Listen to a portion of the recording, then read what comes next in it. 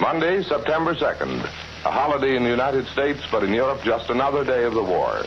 London had another air raid alarm this morning after a 17-hour lull. But German planes raided many other English cities during the night.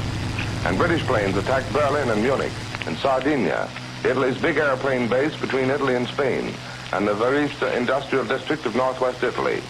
Now the news direct from Europe, Berlin, London, and Rome. First, a report from the German capital by Edwin Hartridge. Morning. There is news that the German Air Force is continuing its attacks against England. The official agency reports that in the early hours of this morning, German bombers took off from military targets in southeast England. There have been fierce air battles reported between the British planes and the raiders, but at this moment, no further details are available in Berlin to the aerial battlefield. Also, we have no information at this end whether London is one of the objectives in today's operations. News about the air raids seem to be the dominant thing both in conversations and in the press. And along this line, some might report that the blackouts seem to be getting blacker this last week. Whether this is due to a change in the weather or what, I don't know. However, the police have created special patrols to spend their time at night checking on all quarters of the city for violations of the blackout regulations. And the punishment for each offense is something unique.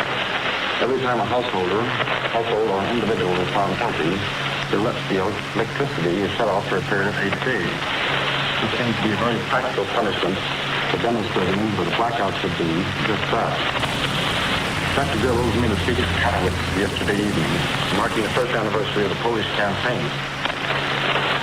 His main point was to assure his listeners that the long talk of planning offensive against England would start, and I quote, at the decisive hour to be determined by the Fuhrer.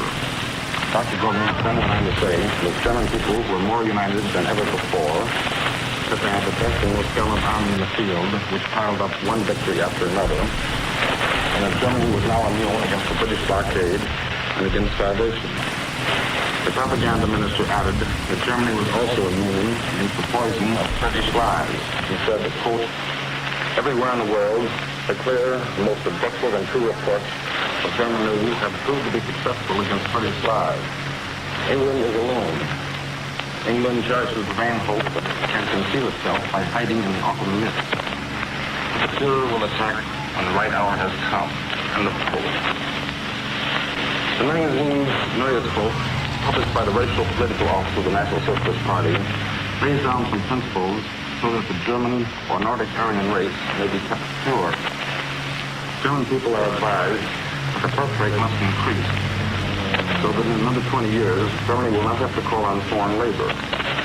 Secondly, labor must be recruited only from Germanic people, so that the elements of the East will be eliminated. And thirdly, as long as Germany must be, quote, obliged to resort to the people of other races, especially the Slavs, every German man and woman has a duty to avoid association with them.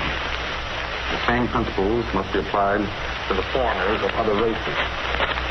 This is Edwin Hartridge, returning now to Columbia in New York. This is London. London was just going back to work this morning when the air raid sirens went off again, around 8 o'clock. This alarm lasted something less than an hour. When it was over, news messages reported that a formation of bombers had tried to reach London from the southeast, but were broken up. They ran into a heavy anti-aircraft barrage, and 3 were reported knocked down. British fighters then attacked the main formation of Germans and destroyed 2 more. Where the bombs were dropped, we don't yet know. That was the 20th air raid alarm London has had since a week ago yesterday. They have lasted a total of 33 hours. At that rate, if one dutifully stayed in his shelter, he would lose more than 1 day a week just taking cover. Among this morning's raiders were 2 very large 4-engine German planes. The first of these new planes were sighted yesterday. We have no details of last night's RAF raid on Berlin except a brief agency message. It was the 6th raid over the German capital in 8 days.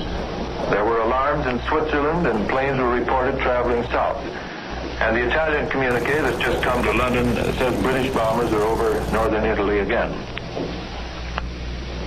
Out on the Isle of Man in the Irish Sea, hundreds of German nationals are interned in camps. They have now had their first air raid alarm. German bomber approached the island, and the prisoners went to cover, but a Spitfire is believed to have shot down the raider. Prime Minister Churchill believes Britain is winning the war in the air. He said so in a message of congratulations sent to the bomber squadrons of the RAF. He said, I quote, "Command of the air is being gradually and painfully, but nonetheless remorselessly, wrested from the Nazi criminals who hope by this means to terrorize and dominate European civilization," unquote. He compared British bombing crews who bring back their bombs from Berlin when they can't see their targets with what he called the wanton cruelty of German flyers. They, he said, have wrecked nearly 1,000 homes and shops in the resort town of Ramsgate. Another British town received heavy damage in one of yesterday's raids. This was a town in the Thames estuary. 30 to 40 heavy bombs are reported to have fallen right across the heart of the city. The planes apparently were after the docks, but they dropped their load before they could reach them because of fighter interception.